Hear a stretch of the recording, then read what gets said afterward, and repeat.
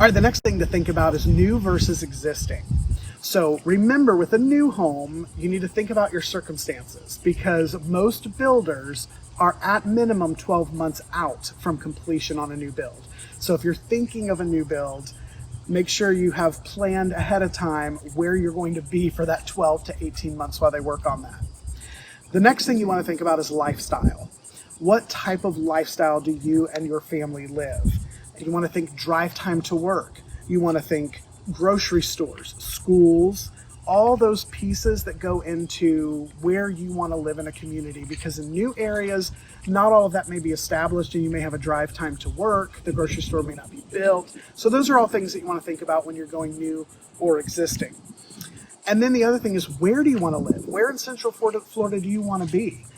Do you want to be on the Space Coast? Do you want to be in Orlando? Do you want to be in a new area of those locations or an existing area of those locations? So thinking about narrowing down exactly where it is you want to be.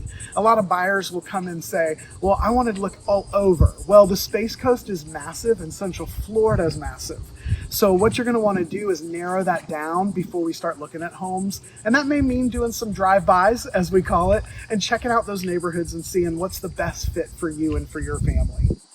And then the other thing you want to think about is, what is my buying power? Can I afford that new home? Or should I go with an existing home? Because there's a lot of things that are going to go into the loan on a new home that's different for an existing home. So those are some things you want to keep in your mind. And then also, are you open to remodeling an existing home? You can actually get more capital out of that existing home if you get in there and do some minor remodels just to update it and freshen it up.